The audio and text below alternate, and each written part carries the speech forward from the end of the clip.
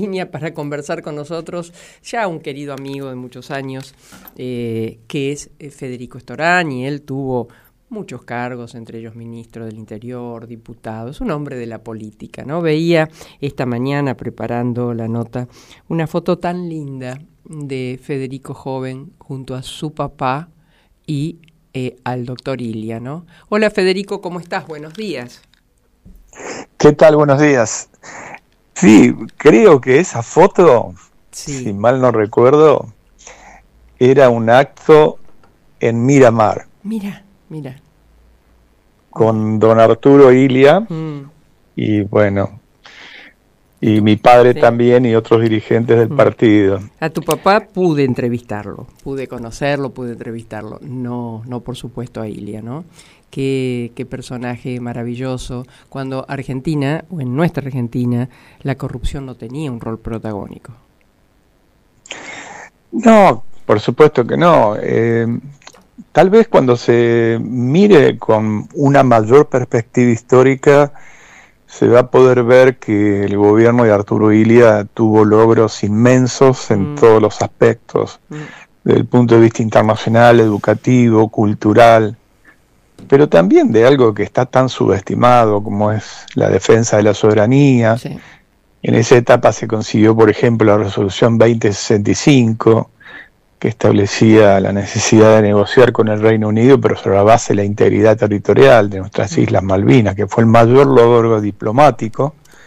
Lamentablemente después vino la guerra que nos hizo retroceder en nuestros derechos, del mismo modo que la actitud extraordinariamente digna que tuvo, que cuando la primera potencia del mundo, Estados Unidos, le exigía que acompañara a un contingente y enviara tropas a Santo Domingo, se negó a hacerlo.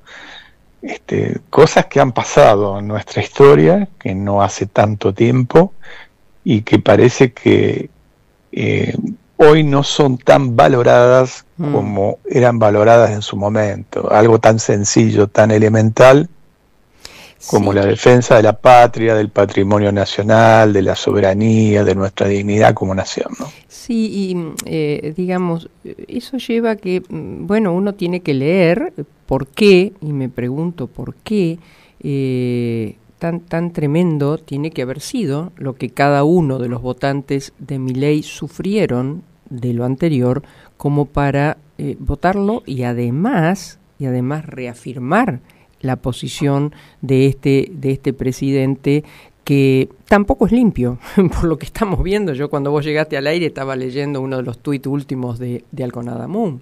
Es decir, si vos me dijeras que es una persona pura y casta, y viene con todas estas ideas, de las cuales en lo personal muchísimas no comparto, pero bueno, es otro decir. Pero entonces, la corrupción no cotiza indudablemente, y además tenemos todos los problemas que viene acumulando alguien que tiene un secretario de coordinación, de producción de la nación, que dice que la mejor política es la inexistencia de ella, por ejemplo. Bueno, es que se trata de eso. Para ponerlo un poco en contexto, es un fenómeno de tipo global. En el último tiempo se ha instalado una idea que es muy, pero muy, yo diría, totalitaria, fuertemente excluyente de otras formas, que es decir que hay una sola forma de pensamiento y que esa forma tiene que ser bajo las reglas del endiosamiento del mercado, del individualismo exacerbado, de que tienen que desterrarse justamente valores de solidaridad, de la posibilidad de planificar mínimamente la economía, y todas estas ideas se dan con una vuelta de tuerca que lo primero que tiene como objetivo es deslegitimar a la política, por algo muy pero muy sencillo. Si la política no lo hacen quienes representan los intereses del pueblo, lo hacen los sectores más concentrados de la economía y del privilegio. ¿Qué es lo que está ocurriendo? No es que acá todo el mundo se ha perjudicado con este proceso de quiebre de la pequeña y mediana empresa, de caída brutal en la venta de los comercios, de cierre de industrias, de aumento del desempleo, que son hechos que se comprueban. Hay algunos sectores que aún con recesión multiplicaron las ganancias en sus balances. Para ir a un caso que fue muy conocido, por 2 días que se bajaron las retenciones al sector agropecuario, las 6-7 multinacionales de siempre del sector cerealero hicieron entre 1.500 y 2.000 millones de dólares de ganancia, ¿no? Mientras que los medianos y pequeños productores, a los que ideológicamente adhieren a este proyecto, porque adhieren ideológicamente a este proyecto, la miraban con la ñata contra el vidrio y protestaban. Claro. Pero luego al momento de votar vuelven a insistir.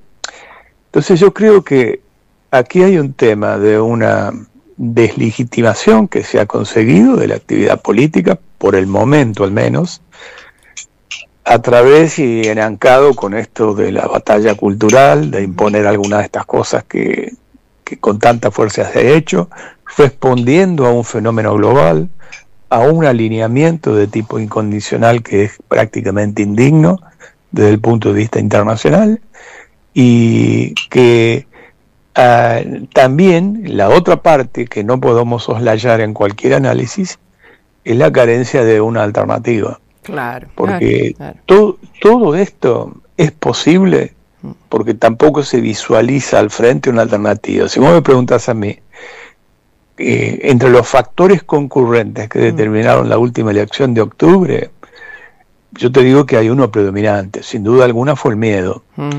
Se metió un miedo terrible en los últimos tiempos de que iba a venir el lunes negro. El lunes negro iba a significar que el tipo de cambio estallaba, se iba por las nubes, caían las acciones, los bonos, el riesgo país se disparaba y no había alternativa, no había de dónde agarrarse.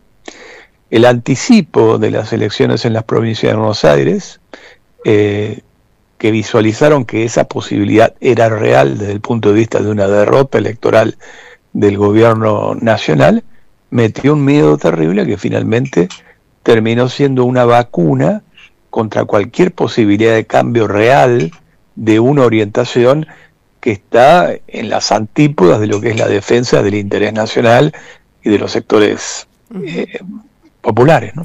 Y esto se le suma, se le van sumando cosas. Yo no sé si son de real convicción, pareciera, o también maniobra distractiva conjuntamente, ¿no? El presidente Milei ahora, en un rato, creo que ya en este momento, debe estar en la Casa Rosada, junto con el nuevo ministro de Defensa, que, bueno, hoy creo que en el Salón Blanco, ¿no? Va a ser conmemorar el ascenso de autoridades militares, ¿no? Que aprobará el Congreso. En esta ceremonia de entrega de sables va a estar un hombre que aún ahora, a esta hora, yo no sé que haya renunciado a su cargo. Por lo tanto, si asumen estas condiciones, de alguna manera va a ser juez va a ser juez y parte. Sí, eso es tremendamente complejo y yo diría traumático, porque cuando se habla de los consensos democráticos, se habla sobre la base del pasado que tuvimos que en su momento vivir, que fue, no hace falta que lo describa, todos lo conocemos, fue durísimo. Los consensos democráticos fueron la posibilidad de juzgar a quienes llevaran adelante de manera sistemática un terrorismo de Estado que estuvo total y fuera del margen de cualquier ley que protegiera los derechos de los hombres y mujeres de nuestro país. Y eso fue uno de los bases del consenso democrático. Por eso en su momento se dictó al principio de la democracia la Ley de Defensa del Orden Democrático. Y eso excluía la posibilidad que el sector militar se inmiscuyera en asuntos internos de la vida política argentina. Cuidado, yo no estoy condenando a todos aquellos que ha pasado tanto tiempo y que no tienen nada que ver. Simplemente estoy diciendo, no puede haber conflicto de intereses claros y objetivos, como en este caso ocurre, porque quien va a asumir en este caso todavía conserva su calidad de militar, y esto lo hace meterse de lleno en la política, y la política tiene que estar al margen de cualquier tipo de actividad militar. En todo caso, tiene que ser un subordinado de las decisiones políticas del presidente, que constitucionalmente es el comandante en jefe de las Fuerzas Armadas. Pero conservar ambas cosas no solamente produce una incompatibilidad de intereses, sino que lo mete de lleno en la política, cuando todavía tenemos bastante fresco lo que significó esto de la partidización de lo que se llamaba en su momento el partido militar, y otras cosas que nos llevaron al desastre de la última dictadura militar, ¿no? Uh-huh. Ya que no hay hombre que no vea, no se apasione con el fútbol. Supongo que el tuyo tendrá que ver con Mar del Plata, en La Plata, creo que, no sé cuál es tu equipo, pero mi pregunta va más allá de tu equipo. Yo guardo para mí, como miradora de las cosas que ocurren, que el fútbol siempre anticipa cosas. Entonces yo me pregunto, esto que ocurrió el otro día, ¿no? Que un grupo de jugadores le dieron la espalda a los jugadores contrarios. ¿Estará corroborando, anticipando lo que la política que vamos a tener que, en todo caso, si es así, padecer o no? Bueno, es muy probable. Cuando uno mira quiénes son los amplificadores de este tipo de actitudes, quiénes son los voceros de este tipo de actitudes, es casi 2 más 2, 4, ¿no es cierto? Y entonces se toma esto como si fuera realmente una cuestión de una contienda deportiva, que no lo es, claramente, sino que es de una orientación política, cada vez una mayor intento de una mayor concentración de poder para no ser neutral, justamente, cuando, yo sé, desde lo internacional hasta la última decisión que se va tomando, tiene una orientación. Claro. Y esta orientación es una orientación política, aunque se la disfrace de antipolítica o de apolítica, para ser más preciso. El apoliticismo es una categoría política más, no existe. Siempre que existe disputa de poder, hay política, porque en definitiva la política es la ciencia que estudia las relaciones de poder, y donde hay relaciones de poder existe política. La cuestión es quién la hace y con qué legitimidad hace la política. Yo creo que no hay ningún tipo de duda que el actual gobierno, que yo lo describiría como la concreción del Partido Autoritario Conservador, es una suerte de Pac-Man, PAC es la sigla, que avanza sobre derechos individuales, sobre derechos colectivos, pero también sobre actividades, en una forma que cada vez se parece menos a un sistema democrático real.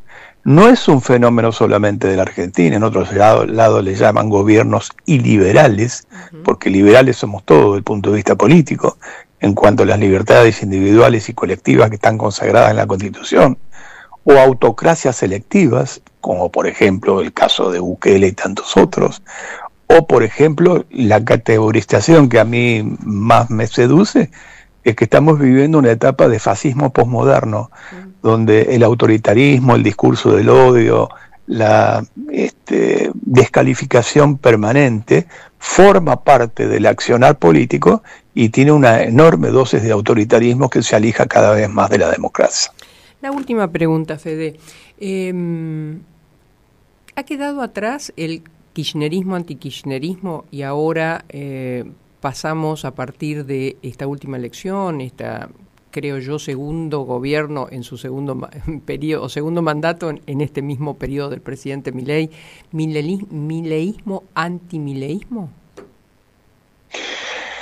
Bueno, la polarización es muy fuerte en nuestro país, está claro. Se ha visto que, por ejemplo, algunos intentos y experimentos de conformar terceras fuerzas fueron nonatas, es decir, nacieron prácticamente muertas, porque la experiencia de Provincias Unidas tuvo un desempeño muy débil, muy flojo, podría decir. En el caso de la provincia de Buenos Aires, por caso, la lista de Randazzo obtuvo menos votos que Burlando, para decirlo de manera muy gráfica y brutal, ¿no?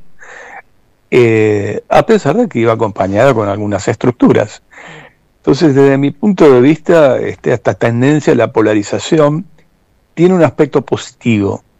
Y este aspecto positivo es que hay que separar la paja del trigo. Claramente, Milei expresa un proyecto de concentración, de poder, de privilegios, que no tiene nada que ver con el sistema democrático, y que todo lo que pueda ir viéndose al frente, alineándose al frente con emergentes sociales, políticos, sectoriales, etcétera, es positivo. Lo que ocurre es que todavía no tienen un cordón umbilical que los ate a un proyecto de tipo nacional que los muestre como una alternativa. Pero está clarísimo que esta configuración se está produciendo, y la nueva etapa que va a venir va a ser quienes están alineados con el gobierno y quienes no estamos claramente alineados con el gobierno, porque yo me encuentro en las antípodas de lo que representa el actual gobierno. Federico, como siempre, y lo sabés, es un gusto conversar con vos, porque bueno, hay personas, en las que estás incluida, que nos ayudan a justamente a cuestionar, a hacer la pregunta que corresponde ante las realidades que tenemos. Muchas gracias. Bueno, muchas gracias y a disposición para cualquier otro momento. Muchas gracias. Federico Storani. El 26 de noviembre